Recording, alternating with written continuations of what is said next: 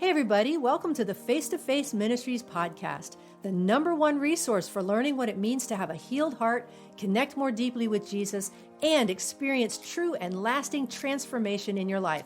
I'm one of your hosts, Kathy Little. And I'm your other host, Melinda Wilson.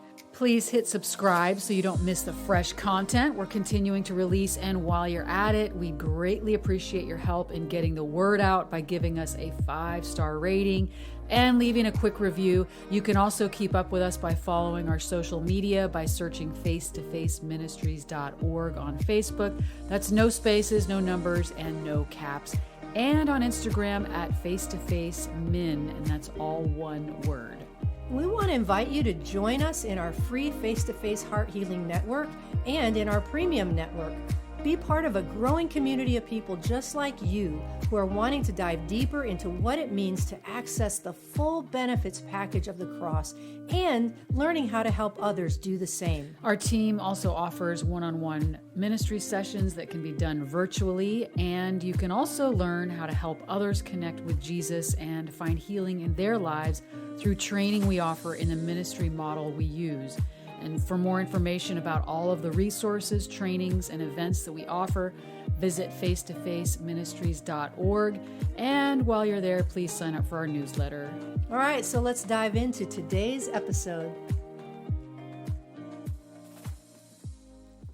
Hey everyone, welcome to episode 127. We're glad that you're here. Hope that you're not scrubbing past this because we have some really fun and exciting and important things to share. I have to say this, that last week we put out a newsletter and you, Melinda, shared it on your personal page on Facebook, and you made the comment that some of the most significant and important things that we have done together or been part of with the ministry are actually coming up in November. Mm-hmm. And when I read what you wrote, I was like, yeah, like sobering, like it's a big deal. You guys may have heard us start mentioning this, but we are hosting a symposium, an online virtual inner healing symposium with several of the key leaders in the inner healing movement.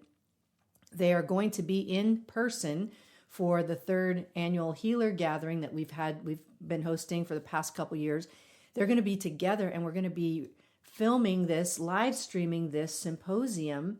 And it's not about their individual models, because there's a lot of different things that have already been done where people come together and they talk about what they do and their particular perspective or their model for inner healing. But this is them coming together as part of the much bigger pie of inner healing in general. We're going to be addressing different topics from different perspectives on like fear and anxiety, trauma, relational brokenness and issues and things like that they're linking arms collectively and relationally coming together as the bigger pie of inner healing, not just their individual piece. So we're very excited. The show of unity, the relational connection these people have is absolutely something far greater than we're even aware of at this point. It really is a historical event that's happening. Yes. And it's something that we believe has been on God's heart for many, many years. And we're, as a ministry, incredibly humbled and honored that we get to partner with the Lord and these people in having this symposium, and we would invite you to get on board, buy a ticket, yes, and watch this. Unfortunately, we won't have anyone in a live audience. There's Not no yet. Studio audience, Not but yet. that will be in the future. That is my dream. Like I said, yes, it's going to happen. Do that. Where you're going to be able to come in person, but come and check it out. And the beautiful thing is, with an online event, you can watch it over and over and over again. Yeah, we're going to have it live streamed on YouTube, so there's no limit to how many people can attend. And the replay will be available if you can't be there in person to watch it as it's happening. So very excited about that. This is what you guys need to do. Get a pen, paper, or start texting right now. You're going to go to innerhealingsymposium.eventbrite.com to register.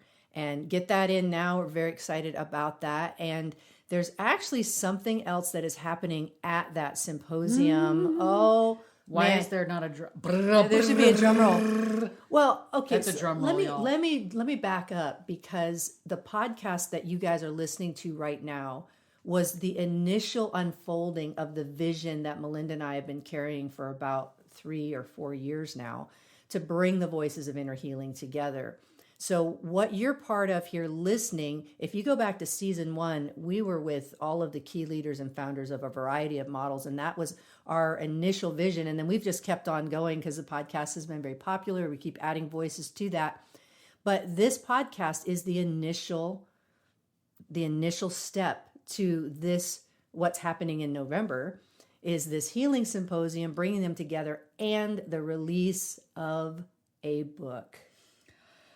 Woo! A book. No, this is the book. This is a one of a kind, only one of its kind, printed resource that is bringing these voices together. In the book, it's called Streams of Healing, and the subtitle of it is Finding Your Way to Wholeness with Key Leaders in the Inner Healing Movement. We've got Judith McNutt in there. We've got the current directors of Restoring the Foundations, Lee and Cindy Whitman. We've got Carl Lehman. We have Heart Sync represented. Father Andrew's in there. Donna Da Silva, John Thomas from Streams Ministries, Mark Verkler. We've got Thrive Today and Life Model Works. All of these models represented. There are 12 of them. It's a compilation project. They have written their own chapters. We've been working for 2 years on this project. And today I got the first big step for our ISBN number all ready to go. And we're finalizing edits this week. The back cover's being designed this week. We're going to have it ready to print by next week. And we'll have hard copies and digital copies available. We'll be selling it directly. They'll be available on Amazon as well, in Kindle and paperback. Y'all, this is a one-of-a-kind resource. We actually have a college professor who's reached out to us about perhaps using it as curriculum or required reading for his students. So, y'all, this is a big deal. So please save the date for the symposium, the 17th. That is also the release date, November 17th, for Streams of Healing. We cannot wait for you guys to read it. And we are so grateful to you for being a part of this podcast, being a part of this ministry. And really, those of you who have kind of been following us or supporting us in some way from the beginning, this really is an historical event. Yes. And something that I believe is going to change the world. And it's not because we're so great. It's because the Lord has had this commission and mission on us that we've said yes to. But I'm telling you guys, we're just standing up here in Kathy's office on one mic. It's nothing fancy, but we've said yes. Yeah. We're not famous people. Some of you may think we are. We're not. And no one's recognizing us at the grocery store yet. Until that happens, y'all, we're not famous. Nope. Like down the street of the grocery store. We can walk through an airport and nobody has a clue who we are. Kind of nice. Yeah. But yeah, we're not to the point of wearing sunglasses and a hat. But we thank you. Thank you for being with us on this journey, for your support and prayers. Please keep praying for us. And if you haven't prayed for us before, start now. Yes. Yeah. And one other thing that is coinciding with all of this is we are rolling out a new brand and a new website. That's going to be happening in the next week or two as well. So there's a lot of big changes for us. We really feel like it's preparing us for the next level with the new website, the new branding. If you haven't seen our logo, please check it out on Facebook. I posted it in our Face-to-Face Ministries Facebook page, and also shared the story behind it. And you might find that interesting. And definitely sign up for the newsletter so you're keeping up with what's going on. Be on social media. We're going to be releasing things. It's a lot of activity happening this month. And we're actually on our way to Idaho and Montana. Yeah, next week we fly west. You know, my heart is out west. My heart's here too, but I'm a Western girl, so I'm going to put my cowboy boots and my hat. That's Texas or something. That's Forget it. West. I'm just going to stop. That's not West at all. We don't have accents in the West. Hello. But we are excited. If you haven't signed up yet, you still have time. But not much. Not much. Not in much. Twin Falls, Idaho, which is a little bit south of Boise, Idaho, 10:14 to 15. That's a Friday afternoon, Friday evening, and all day Saturday. It's a level 1 training for everybody and anyone who wants the a foundations deeper of the connection approach, y'all. with Jesus. This is really absolutely for anybody. And then 2 weeks later in Polson, Montana, y'all, if you haven't been there, I'm just saying It's it gorgeous. is gorgeous. Right on Flathead Lake. Oh my heavenly stars. So come and join us. That's the 28th and 29th of October, and we'd love to have you there. And we're going to have a half-day practicum, so really a lot of practice. It's level 2. So come to the first one in Idaho, and 2 weeks later come to Montana. Yeah, and then hop into our mentoring track in November. Absolutely. All the information is on our website, facetofaceministries.org/training-events. Really would love to see you guys, and a lot of exciting stuff happening. I'm really excited about that. But we do have a guest with us this week. This is part 1 because the conversation's pretty deep. You're going to like chew for a while, and we're going to break it up into 2 parts. But we are bringing you today the first half of our interview with Brian Orme, who is a guest we've had before. We have, and I actually went to a conference of his in California in August, and he's the type that he'll say 1 or 2 sentences, and it's a mic drop moment. Yeah, you have to like, wait, what did you say? I'm writing it down. Can I chew on that for like 3 days? But we really felt like, and when I talked to him at the conference and asked him about being a podcast interviewee again, he was really excited. He's a super sweet and humble guy, but profoundly deep and wise. Very deep and wise. And we do have him in earlier episodes, so check that out if you want to get a little bit more from Brian. And we're just so happy that he decided to come back, that he was saying yes to the invitation, and we're happy to bring that to you. And be sure to stay tuned for next episode coming out. Part 2 will complete that conversation. So here we go with Brian. Well, we're really thankful to have you back, Brian. I know your last interview with us was very well received, got some great comments and feedback on that. And when I've told people that we've interviewed you, there's been excitement and like, oh, I love Brian. So very happy that you agreed to come back and to maybe fill in some blanks and set us into some new territory here.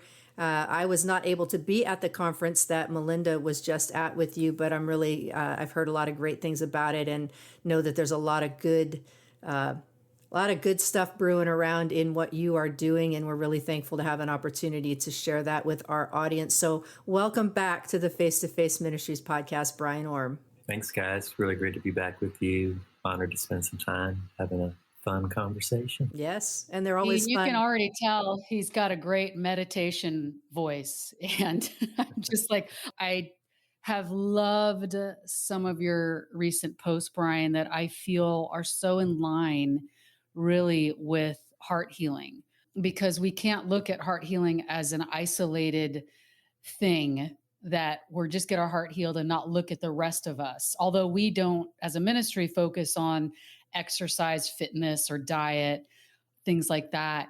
It's still, everything affects everything, obviously, and we're Trinitarian beings. And I think for a long time, those things were kind of separated. Like, we have to renew the mind, but don't worry about what you eat, or get into the, and we separate. And I feel like that's been something that the church has done, because it's been fearful. It's been kind of scary to look at the whole and, oh, that's New Age, or that's Buddhist, or whatever, to focus on the heart or breath or meditation. But one of your latest quotes, and there's a few that I want to talk about, and we may only get through one because you have a lot to share and I love it. But I want to start off with, in kind of in relation to what I'm just saying, is one of your latest posts on Instagram. If you don't follow him, please follow him on Instagram. But mindsets must become body sets. Right there, I want to unpack that, so that the truth not only goes mental, it also goes cellular. The transformation of our neurology and the transfiguration of our physiology. There's a lot in there. I mean, even the transfiguration, that word alone, I'm sure you could unpack. But can you share with us your heart, your motive behind that, how you would explain that to the listeners? Yeah, I think there's been a lot of emphasis on mind renewal, which is awesome, in recent years. And I found, just kind of in my journey of observation, interacting with people, a lot of times it's an intellectual pursuit, or even we could say a philosophical pursuit. And so it's like, well, I've reasonably decided that this is the truth, but then there isn't like a stickiness to it. There's not something that really deposits. And so that's why I'm saying, a mindset has to become a body set. So it's like it's becoming, into the fabric of our being. That truth is going at a deeper level. So that even at a physiological level, my response to a lie is the truth. And that ties into, of course, the word transfiguration, which Jesus was, transfigured on the mountain of transfiguration. And when you look at the Greek, his body changed. Like this was not a spiritual event; it was a physical event.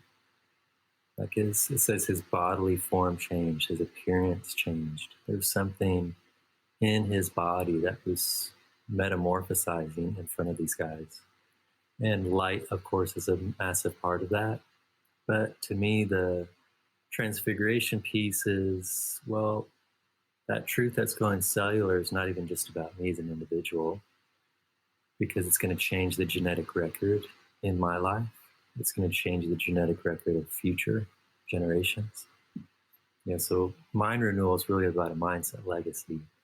We know and understand, like, leaving a legacy financially for our children's children. That's the desire and hope for most good mothers and fathers, right? But just as impactful, and really more impactful, is because if they have money, if they don't have the proper mindset, they're not going to know what to do with it anyways, is to have a mindset legacy. And so my choice to partner with the Holy Spirit to see that mindset go into my body is changing future generations. And the last thing I'd say, just practically, is, well, how do you do that? I use my imagination. And so say you came into a truth of, I thought there was always lack, and there's a kingdom that's abundant, and I have a Father that's loving and abundant, its storehouse is opened, et cetera, et cetera. And so, using my imagination in relation to that type of a truth, I could see it just as a flow, even like let's say a golden river. It's just like, to me, it's full of gold, which represents abundance and wealth. And that's just pouring into my life. And I'm observing that truth going into my DNA. So I imagine that double helix, and I see the truth entering into my DNA. And so imagination is powerful because it's God's design. It's a bridge in which we access the unseen, and it's a way we explore our union with God. And that is one piece to that whole going from a mindset to a body set. Yeah, so there's a lot of people that get a little nervous about this imagination. That's probably what you were going to just say, Melinda. But I just read, there was somebody, that a friend of mine on Facebook. We've got friends that are just on Facebook. We have no idea who they are or where we've met them. But there was this conversation, a very strong, like, rebuke post by this person about the imagination and how evil, and it should not be trusted, and yada, yada, yada. And I'm not so sure that, we have no problem using our imagination with bad things. We can imagine worst case scenarios. We can anticipate bad outcomes. We can imagine all sorts of things when we sit and worry about stuff. But yet the imagination is part of the way our brain works. And it's actually very helpful for us to be able to use our mind's eye to picture good outcomes and picture good things, and to connect with Jesus. And, we use that in our tool set with the Emmanuel approach. But would you mind spending a few minutes just helping somebody listening to this who might be like, whoa, that's not okay, time out, imagination evil, imagination new age, imagination bad. Can you just unpack that for us and maybe give us some good support for why it's actually a very helpful tool that God's given us to help us connect? Everyone uses their imagination, like you referenced. Most people have no problem imagining the potentiality of things happening. And so this might happen, and what if, and people are exercising their imagination to do that. 100%. And so to me, it's even thinking about our conscience. Jesus, the high priest, became our high priest. He sprinkled blood on our conscience, it says in Hebrews. And the conscience was connected to acts that lead to death. And so the conscience had a propensity to go negative, right? And Jesus paid this price to sprinkle upon our conscience the reality of no longer to be pulled unless we choose to, or be governed by death. Death is not the ceasing of existence, it's a government as well that governs mindsets and emotions. And so when I see that, I see God giving me permission to think deeply, giving me permission to dream deeply, to have audacious dreams. If you look at a guy, Nikola Tesla, he was probably, in my opinion, I think he was beyond Einstein. Like everyone looks to Einstein, like Tesla was like beyond Einstein. And one of the things Tesla would do is he built these crazy contraptions and technologies, and he imagined this stuff first. And I mean like every bolt, every screw, where it's supposed to go. And when they would build this stuff, he'd have a team come in and build it. There were like no mistakes. They didn't have to redo stuff. Why? Because he saw all of it ahead of time. And these were things that benefited society. And so to me, this is just God's design for us, that we begin in this place. And I would just call it the place of wonder. Wonder, Proverbs says the fear of the Lord is the beginning of wisdom. We could also say the wonder of God is the beginning of wisdom. And so wonder is a window to wisdom. If we're going to build something, it's got to start first in wonder, which involves my imagination. So while we're talking about imagination, I just want to throw this other piece in. What would you say to somebody who insists that you cannot connect with God within your imagination, but only from your spirit? Like the argument would be that only my spirit can communicate with God, as if we're exclusively spirit. But how would you address that? That's a Gnostic mentality. Gnosticism is devaluing the physical body. It denied God coming into a physical form. This is why Paul and John aggressively come against that. And it's still pretty rampant in the church. And it's this, we're going to really elevate the spiritual, whether it's our spirit or the spiritual realms, over the physical, as if they're disconnected. And it's like overlays. It's like Russian dolls, right? There's no distance or separation here. And God could have come as a spirit, but he came in a body. And to me, he's coming into the mess of humanity as one of humanity.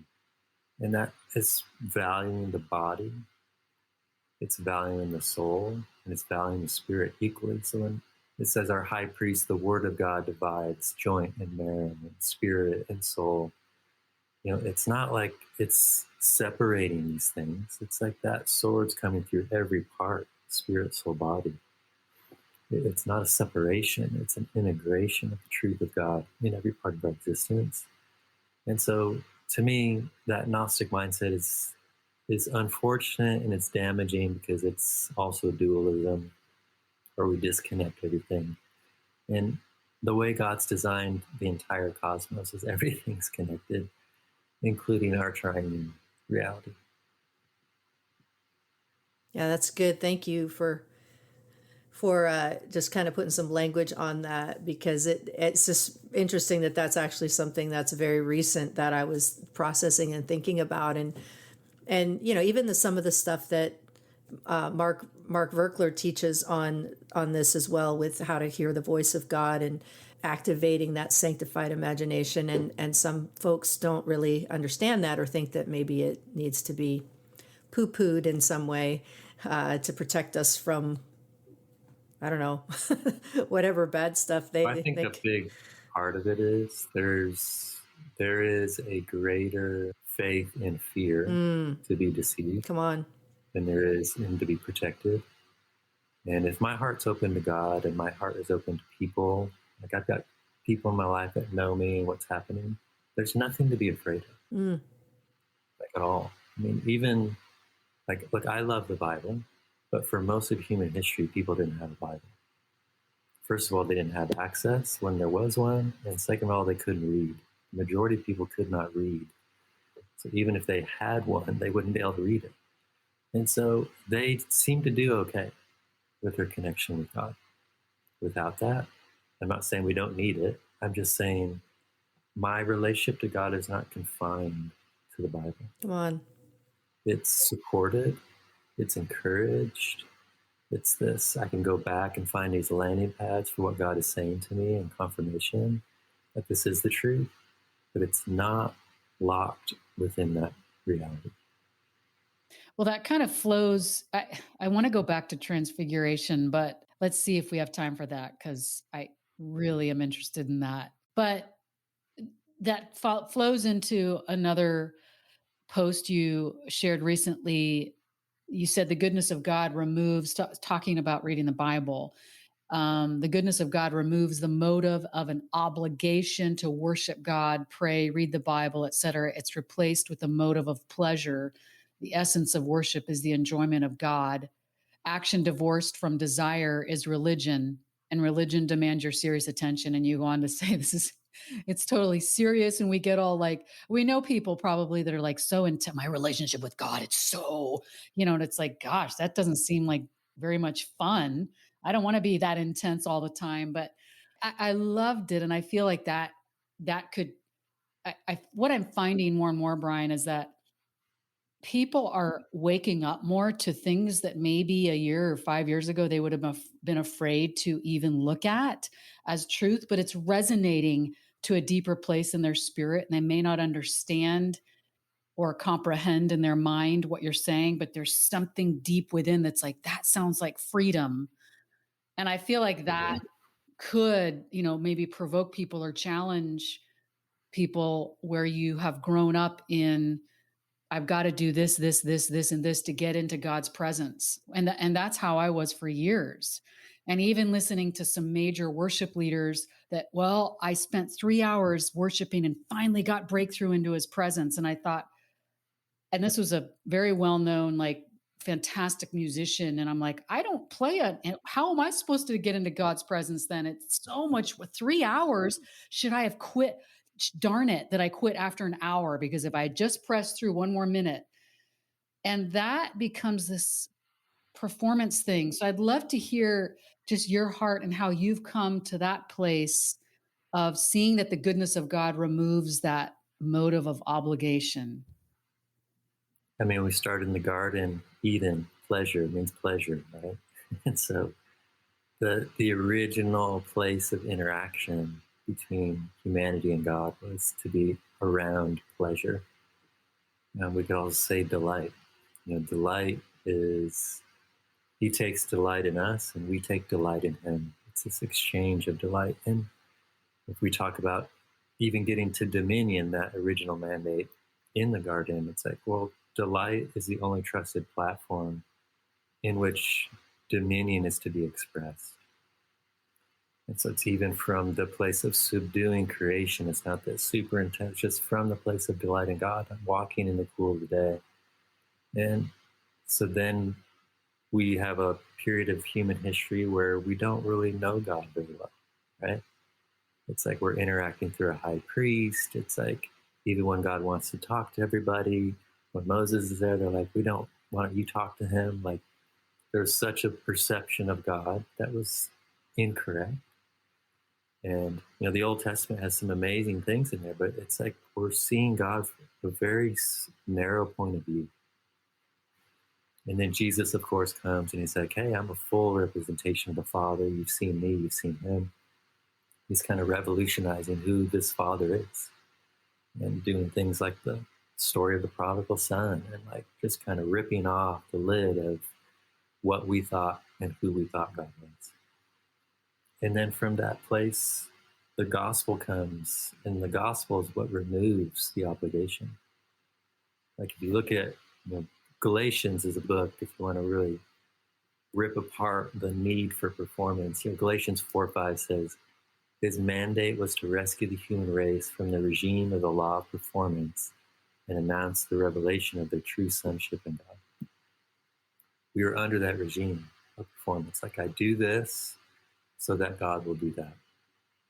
That was the high priest goes in the Day of Atonement. He does this. And because he does that, God's going to do this. And so it becomes this, I push a button because I prayed. I push a button because I fasted. I push a button because I read the Bible. And now God is going to do this because I did that. All that is removed. And then what is established is you now can come back to the place of pleasure and enjoy God. So when you pray, it's to enjoy him. When you read the Bible, it's to enjoy him. And if it's not enjoyable, then you may be doing it wrong. Like, one quick story. I remember a student when we were doing university ministry and super intense about reading the Bible. Like, I'm reading 8 chapters every morning. And I could tell it wasn't enjoyable. And I was like, are you enjoying this? Well, not really, but it's what I'm supposed to do, is what she says. I'm like, according to who? Who said you have to read 8 chapters? Like, in the book of Assumptions, it says you must read 8 chapters every morning. I said, what if you just took a verse and just camped on that verse for like 3 months? Stop reading 8 chapters a day. She's like, are you telling me to stop reading the Bible? Yeah, the way you are, yes. Just take one verse. So we met up later on, and she's like, wow, like, I'm getting so much more revelation. Like, this is like making so much more of an impact because I was approaching it from a place of performance. I think people love to tick boxes. It's kind of like the human thing that we want to be able to tick the box. We did this, we did this, we did this. And then we kind of make God a genie.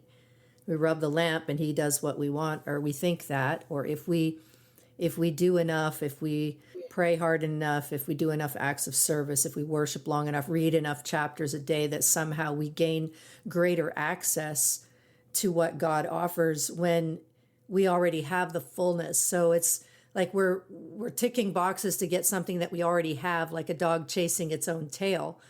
But yet somehow we're okay with that. Or it seems like a lot of people have tolerated that because it's what they've been taught or what they believe to be the case. But yet, what Melinda was saying, it's like I think people are starting to become have a greater measure of dissatisfaction because it's not fulfilling, it's not joy building, it's not relational, it's not in that sweet spot of connection out of relationship, but more out of obligation. So I really hope people hear that because there's so much I think that we've built on that is really not, it's so flawed, but yet we hold on to it for dear life because it's all we know, Yeah, there's comfort. I mean, the irony here is you've got the gospel removes the obligation, but the person thinks they kind of have something to do with this. Like they have a skewed view of grace, and that spills into their grace for people. And so it's the gospel, right? The power of God unto salvation. Let's remove the obligation. But if I don't see it that way, then I'm going to see people differently as well. That I'm not going to see people through the lens of grace. Ryan, can you, speaking of our kind of these practices that people have turned into obligations or legalistic modes of accessing God's presence, if you will you share some of your own daily practices of what that looks like for you to live in that? And you talk a lot about living in 2 dimensions, and of course I don't know where it is, which epistle that we're seated with Christ in the heavenly places, but and I've heard you talk a lot about that, but would you, and it's like, yes, we are, but what the heck does that mean? Would you share maybe some of your daily practice, like that gives us a bit of insight into how we do this, how we even live this? And you talk a lot about ascended life and yes, I want to live in an ascended life. What is your kind of, if you have a daily or just practice of living in the here, living in the kingdom, living in the heavenly places? Yeah, so that's Ephesians 2:6. We're seated with Christ in heavenly realms. I think, I'll get a question like, when do you pray during the day? And I was like, I don't know what that means. Like, like I understand, like I'm gonna have a set time, but it's like when Paul's like, hey, pray without ceasing.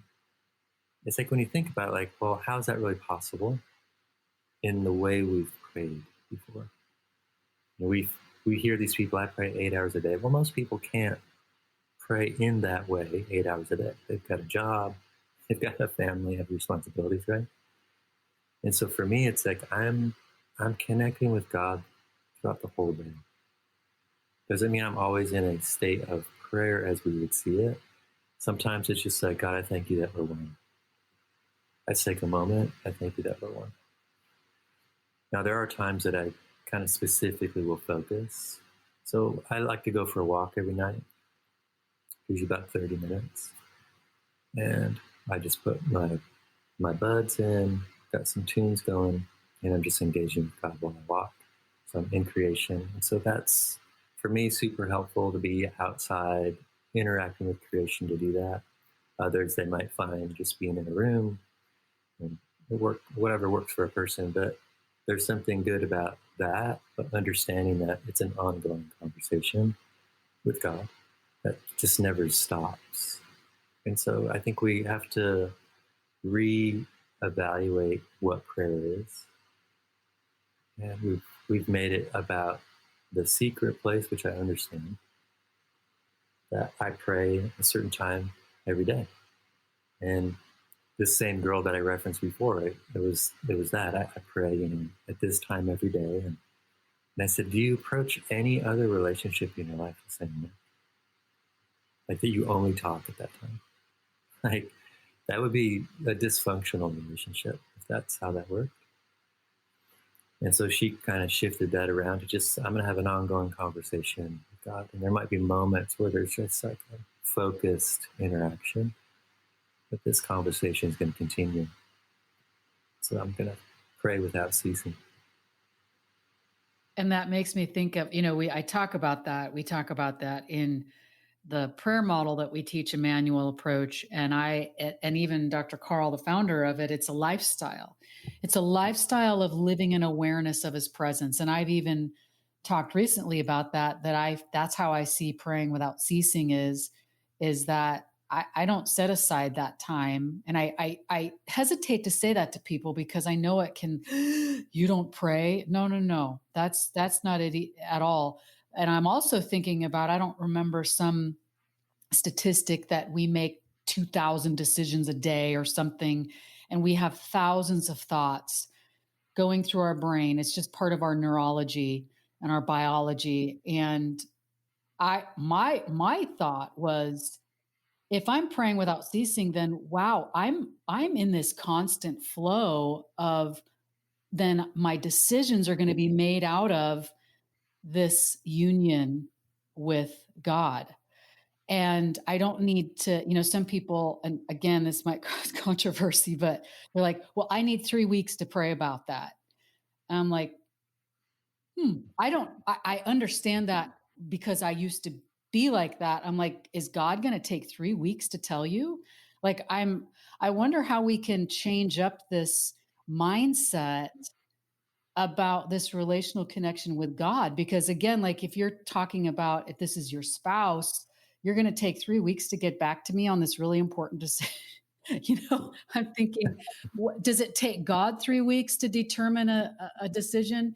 And so even this whole mindset of, so that everything that I'm doing, even being guided, like, where do I go get gas? Not that I stop and go, Lord, where should I get gas today?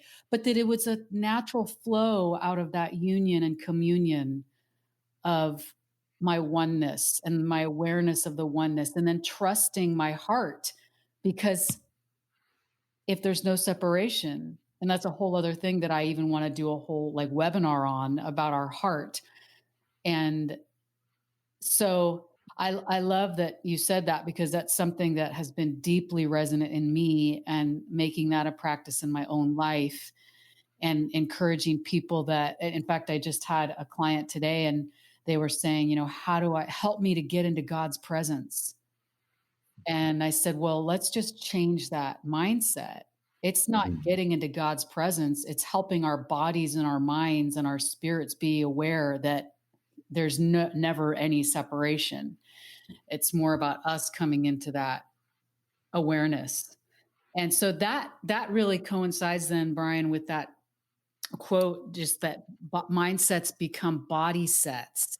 And can you unpack that a little bit more about connecting our imagination, our thinking with, and how that's affecting our body, that this is a whole thing? And even the transfiguration, I want to talk about that, because Jesus's body was transfigured, and he said, you're going to do greater things than this. And he walked through walls. And so I know I'm asking about 3 questions in one.